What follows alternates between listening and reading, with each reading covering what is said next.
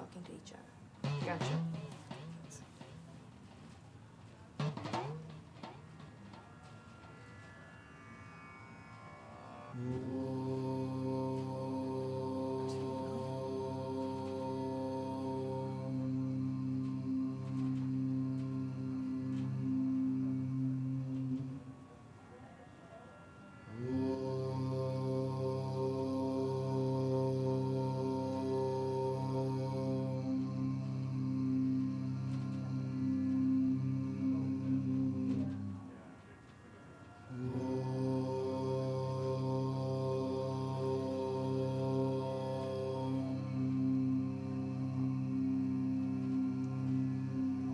Welcome to Yogaxpress, the mobile stretch clinic that takes yoga to the people.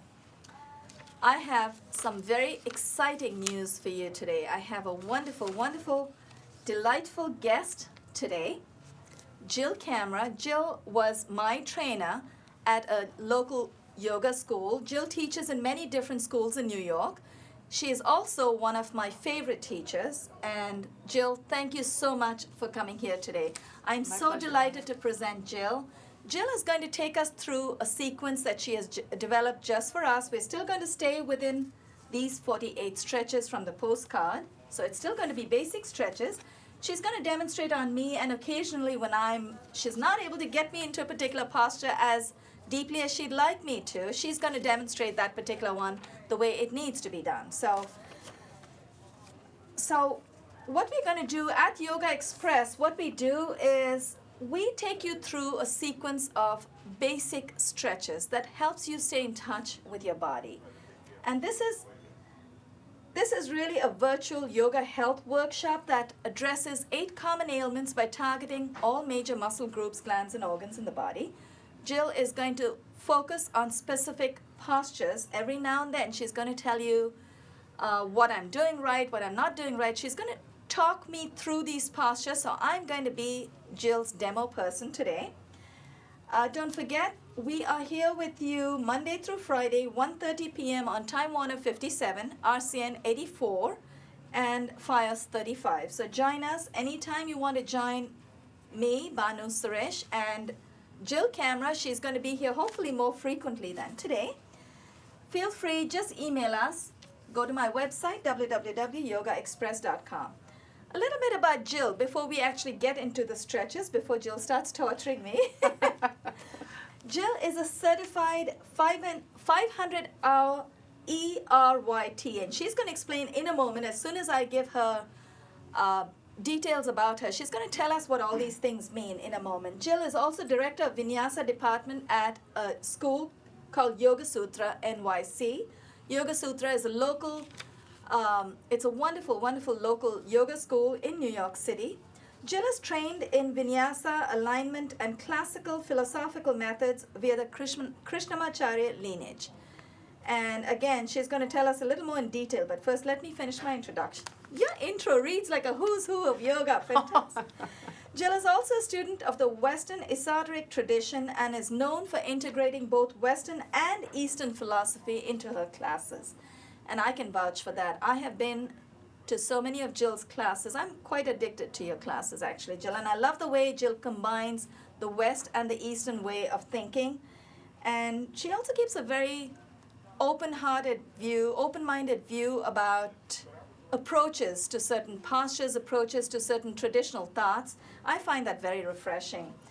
She also has a very light-hearted, practical approach, and that makes her yoga teachings very accessible to her students. And that's absolutely true for me, especially for me, because I find every time I used to go to my yoga class, Jill, like I said, Jill has been teaching, and you still are teaching at various yoga schools, right? Yes. Not just at Yoga Sutra.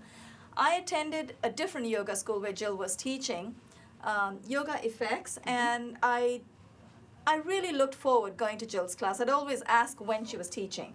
And this is true. It's not just because you're on the show. It really is. I would always ask when you were teaching. I'll take it anyway, Banu.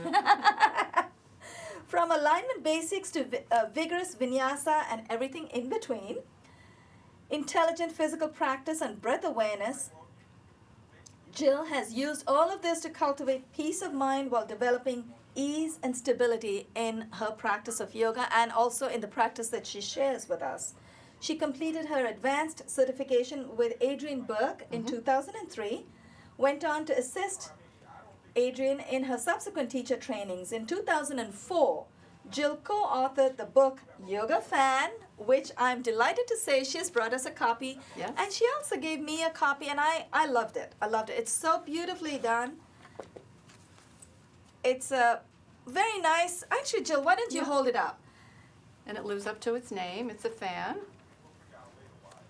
Tell them how it's structured. How is it? What are the colors? What are The colors have to do with the subtle body associations. The subtle body, in what we're most familiar with, I would say, is the chakra system. There are energy, I guess you would say, way stations in the body. Right. And the various postures affect the subtle energies of the body from the physical level to the more subtle level. And we've divided up the postures according to Level of difficulty? no, I would say more level of effect towards the energetic part of the body. So it's regional. So are they? Yes, for instance, the standing poses affect the base chakra, which is essentially the pelvic floor area. Right. The forward bends move a little bit up to the sacral So area. right. The twisting, the navel area, Okay. and again, chakra, we'll call it. Heart, back bends, the heart area, and so on. So we will. I do want to discuss a little more about the way you've put that together. In fact, I want our viewers to know as well how you devised that, how you put it, how you structured it. I want to finish your intro. Sure. Don't put it away. Okay. Because I want to talk about it. No, it's. And I also want to let our viewers know that you have been, you have actually created a lot of teacher training programs for various schools. Is that correct? Yes, I wouldn't say created them, but I've taught in various teacher training programs. In New York City, Philadelphia, and New Jersey for over 5 years. So you've been doing teacher training for over 5 years. Yes. Wow. How come I never got into one of those? Are you going to do any yoga therapy classes, teacher training in yoga therapy? I would love to be in one of those. Possibly, yes. Let me know. Keep me in mind. I will Keep me definitely, I'll keep a informed. spot for you. Thank you. Viewers out there, if you want to do your teacher training, I highly recommend go to Jill's class. She's truly fun, and it's really enjoyable because she teaches us to forgive ourselves, and I find that very appealing because we're not here to, to torture ourselves. We're here to enjoy and make the most of what we have. Come to terms with what we don't. Is that what we were talking with Danny about that? Jill has also studied anatomy and alignment with Beth Biegler. Did I say that right? Yes. Beth Biegler? Yes. And currently practices Ashtanga, Iyengar, and Vinyasa. She studies Vedic chanting with Gutta Hedwig at Yoga Sutra. I took some of those classes Yes, as well. you did. I found it very enjoyable. Pity I didn't stay on. And she regularly attends philosophy classes with Dr. Edwin Bryant, author of The Yoga Sutras of Patanjali. Do you actually have a copy? No, we'll stay No, with I the didn't. yoga No, I didn't bring that. The Yoga Sutras of Patanjali, a new edition, translation and commentary, 2009. Jill, I think, honestly, yours does read like a who's who of yoga teachers. You have, as far as I can remember, as long as I've been in New York, I think I've known you longest among all the yoga teachers. I've been here about 4 years. I have also known another wonderful teacher, Douglas Stewart, and I did enjoy his classes very much. I've taken Douglas's classes. They're fabulous. He's yes. very much in that spiritual level, and I love attending his classes as well. But yours is more earthy, and you're more fun, so it's easier. And like I said, literally, I learned to forgive myself when I came to your class. I love that. Another wonderful teacher, Amber. Amber is also really fantastic. She's been on our show a few times as well. Amber and I trained at the same studio, Atmanandu. Oh, okay. I have some questions for you. What I might do, how are your sequences structured? Are they full 15-minute stretches? May I ask the questions first, or shall we do the stretches? Your call. Okay. I have little groupings of I'm a about little- 15 minutes. 15 minutes? Yeah. Okay. I'm a little curious about you personally, you as Jill, not just as my teacher. When did you begin your yoga practice? Well, it was many, many moons ago. I like that, many moons ago. Many moons ago. My mom had, well, when I was a teenager, she gave me a book called Yoga for Americans by Indra Devi. Oh, okay. I think it had piqued her curiosity in the supermarket. She picked it up. She always did her calisthenics, and I guess she was curious. But anyway, she passed it on to me. So from about 16 years old, I read the book and did my own little practice. And then we say I practiced consistently, inconsistently for many, many years. Then when I was in college, I went to they called it at that time a progressive school, and part of the curriculum was yoga. Even back then, which would have been 1973, 74. Well, that's nice. They teach yoga in college. Yes. Well, they do it a lot now. They do? Oh, Okay. yeah. Oftentimes when I'm in the teacher trainings and we go around and ask the trainees when how long they've been practicing, when did they take their first class, more times than not, they'll say, oh, my first class was in college. So you have a BA or BS in No, I think it's put on as a physical ed. I would guess. Right, I'm not really okay. sure. Back in with yoga woven into woven in, or again, it's maybe what do they call it, an elective. Right. Oh, that's nice. So yeah, way back then. So I took my first yoga class, and I really loved it. But it really wasn't until the late 1990s in New York City when a friend of mine wanted to go see Madonna at Jivamukti Yoga School. Right, okay. And she was bugging me, let's go, I want to see Madonna. So I said, okay, I'll go with you. So their style is the style that I now teach called Vinyasa style, which is a flow style. It's the Like a dance breath motion. synchronized movement. So I just fell in love with that and practiced there at their school for just about 3 years. And then one day I was walking back from jury duty, if I remember correctly, down Broadway, saw a placard for a teacher training program. I was called Atmananda at the time. And walked in and took Just like that? just like that. Wow. And it was very fun. The entire journey was, again, not in a cavalier way, but I always found it fun and enjoyable. So your calling was calling you literally on the street. Exactly. It was one of those books falls on your head kind of things. So and that was my start. That's in fantastic. teaching. So how long have you been teaching? That was 2001.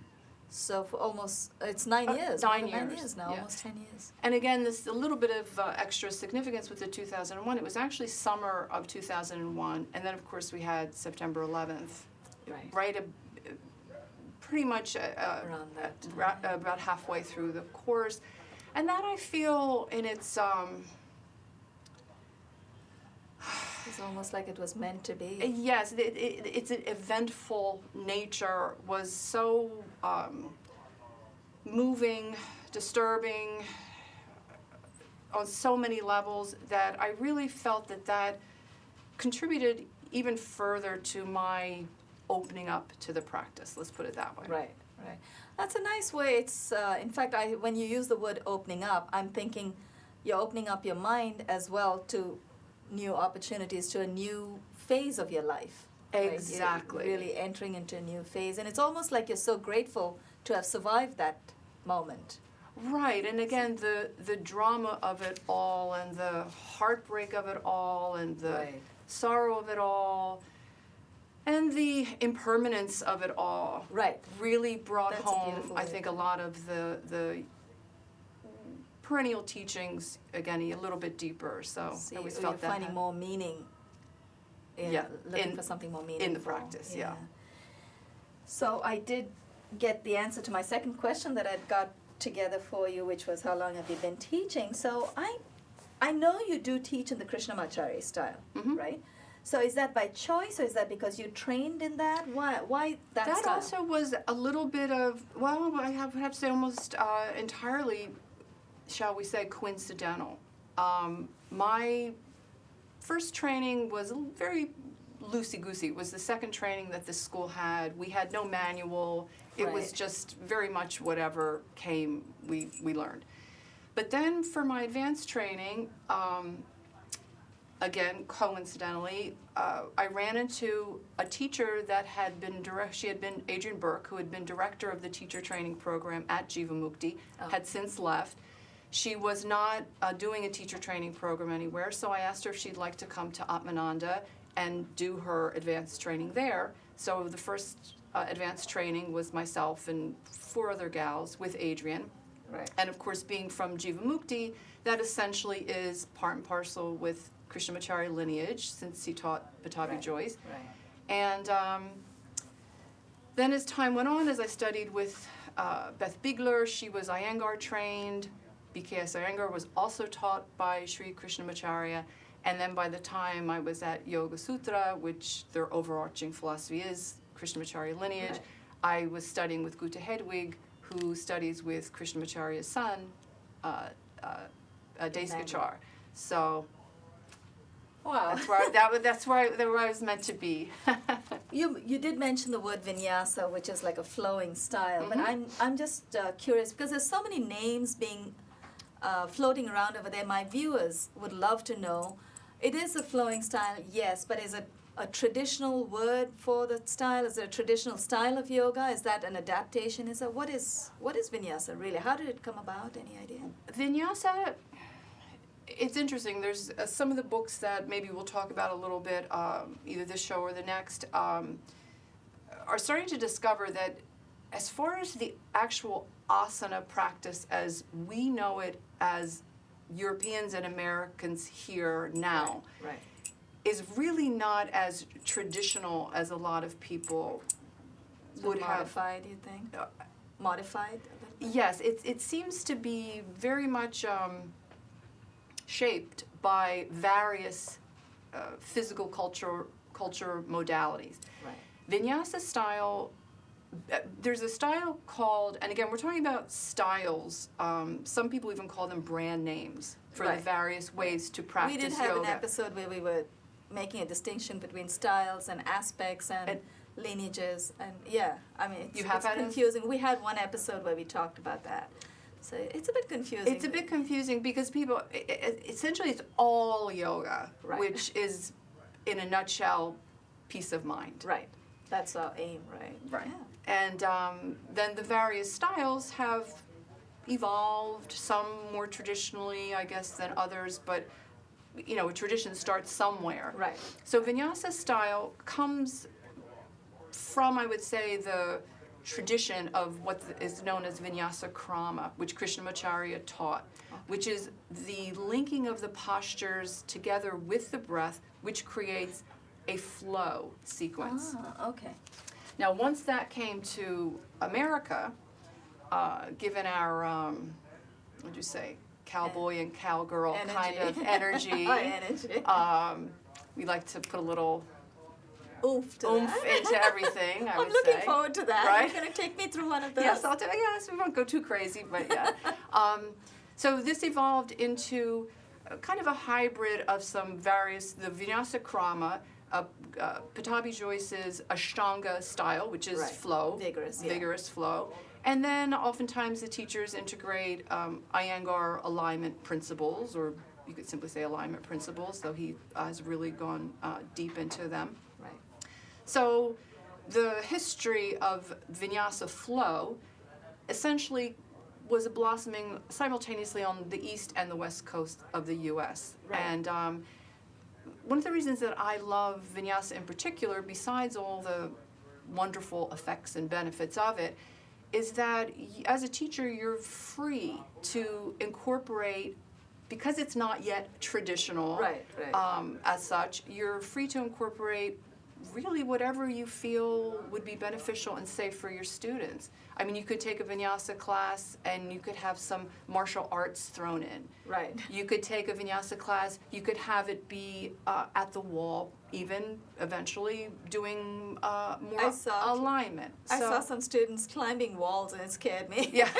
Well, did they have ropes? Make me do that? No, Yeah. no, we don't have the equipment, No. but maybe next show. Oh, I'm looking forward. I had a few more questions, but Sure. I would love to go into a few of the stretches before I attend those. But you're going to stay with us for the next couple of days, right? We're Yes. going to have you for at least another couple of episodes. That would be great. So And please, yeah, take me through. And if you all think I right. cannot get there, show me. Banu, you I are an know. amazing practitioner. I know you'll And be teachers. very understanding. Tell me Um, what to do. Let's start. What I'd like to focus on this show is one of the, would you say, backbones of a vinyasa style, which has to do with what we call a sun salute. There's many variations of sun salutes. I love those. Yes, they're invigorating, they're enlivening, and what they are essentially are repetitive, short sequences, of course linked with the breath, that you can add postures onto Okay. or come back to at any time. I'm ready for you. So before we do that, let's do a little bit of a warm-up just to get the muscles ready to go. So Banu, if you don't mind, I'd like Claudia, you to how start. much time do we have? 5 minutes? I think we've been Okay, having the since, interview. yes, we're going to go right into it. We're going to start warming up with the sun Okay. salute. So Banu, if you come right to the top of your mat, Okay. yes, I think that will work, nice. And come to stand in what's known as Tadasana or Samastiti. Samastiti translates as equal standing, balanced right to left, front to back, top to bottom. And then we'll start with maybe just close your eyes for a moment or two and begin to focus on your breath, just watching it, how it moves in and moves out. And then as you feel ready, perhaps lengthening the breath a bit, allowing the breath to move up and down, side to side, front to back.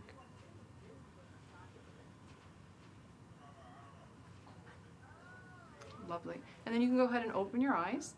And then with an inhale, you're going to turn your palms out and reach the arms up overhead. So you're inhaling as you do that. If it feels comfortable, your palms can come together, beautiful, and gaze at your thumbs. And then simply exhale your arms down by your sides. That's it. Beautiful. Now Banu is practicing a particular breath that is utilized in the vinyasa classes. It's called Ujjayi Pranayama. We'll talk a little bit about that maybe In next the next show. episode. Again, inhale, reach the arms out and up. Palms together overhead. She's gazing softly at her thumbs. And then as she exhales, her arms will come back down by her sides. Beautiful. And last time like this. Inhale, reach the arms up. Breathing in, she's enveloping the movement with the breath. Again, a hallmark of vinyasa. And then she's going to exhale her arms by her sides. Nice. And again, inhale the arms up. This time we're going to add on.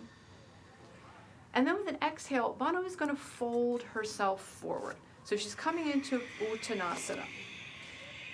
Now from here, she can relax a little bit as I chat a moment or two. If her fingertips touch the floor, she can have them on either side of her feet. Or if Banu's so beautifully open, but if she felt a little bit tighter in her hamstrings, she could maybe even bring her hands on her shins or hold on to her calves. Nice adaptation there. Otherwise, her fingertips come to the floor. And now on Banu's next inhale, she's going to press into her feet and reach her arms back up, coming up to stand, arms overhead, palms together, gazing at her thumbs. And then she'll exhale her arms by her sides, coming into Samastiti. Excellent. So again, like this, inhale, reach the arms out and up. Breathing in. And exhaling, folding over, coming into Uttanasana, standing forward bend. Now she's going to press into her feet. Inhale to come back up to stand, reaching the arms out to the sides. And she'll exhale her arms by her sides, coming into Samastiti. Beautiful. We'll add on again. Feel okay, Banu? Excellent. Already feels great. We only have a couple of minutes on this, but I would love to keep going. We'll get there. Yeah, Okay, no, good. no problem. Yes. Inhale, reach the Love arms it. up. Exhale, fold over. We're going to add on once again. Now this time, Banu's going to take an inhale and come about halfway up. We call this jackknife pose. So she's going to lift her chin. Yes. It's also called Ardha Uttanasana. Good. And then she's going to exhale and fold back into Uttanasana. Now, she's going to bend her knees as deep as she needs to get both palms flat on either side of her feet. Good. And she'll step her right leg back into a lunging position. Excellent. Let's take a couple of breaths here just to feel where we are. As she's opened up her muscular, physical, skeletal body, she's able to breathe more deeply right away, I think, into different areas of her body. Inhale a deep breath, and then she's going to exhale back into down dog. So her hips are going to lift up. Her head is going to go down. Nice. Her hands are shoulders distance apart. Her feet are hips distance apart. She's breathing deeply again, front to back, up and down, side to side. Beautiful. And now Banu can lift her head just a little bit and step her right foot forward back to where it was. And then she could bring her left foot to meet her right. Lovely. Pressing into the feet, she's going to inhale the arms up to the sky. Her palms will touch, gaze will be at the thumbs. And then exhale, her arms by her sides. Samasthiti. Very nice. So that basically was a sun salute, but we can't just do one side. I was about to say, is that enough? One of the only yoga rules here, we've got to do the other side. So let's, again, starting beautifully in that nice equal standing balanced pose. With an inhale, she'll reach her arms out and up. Gaze is soft at the thumbs. Exhaling, she's going to fold over. Uttanasana. With an inhale, she'll come a little bit up, that jackknife position. Lovely. And then with an exhale, she'll ground her palms firmly. With an inhale, now her left foot will step back. Hips up, downward facing dog. That's it. Good. And then she'll step her left foot forward. Exhale her right foot forward. Inhale, press into her feet to come on up to stand. And exhale, arms by the sides. Samasthiti. I can Very see nice. myself Thank you. doing this every morning. It already feels great. I was going to say, they don't call it sun salute for nothing. It's a great morning practice. Yeah. And traditionally, it was done facing east to the rising sun, garnering the beautiful new energies of the day. But as New Yorkers, we do it 9 without p.m. limited, Right. that's right. Anytime. It's like Yes. the swimming. It's like swimming in air, basically. Yes, it uses the whole body, right? Yes, and it's interesting you say that because, again, that kind of a focus of just linking the movements with the breath starts to hone in our concentration and, again, focuses the mind and takes us into It's a wrap. Keep talking. a little bit different, shall I say, consciousness, a little bit different feeling, Right. energetic feeling. Actually, it really does feel good the way you sort of talk me through it. Hey, thanks, Danny. I'll be right there. I need to change the episode number. Claudia's here too. Oh, I know. I'm going to come there. I'm actually going to come give Claudia a big hug because I don't know what I did in this episode. I went way over chatting and you guys were so patient.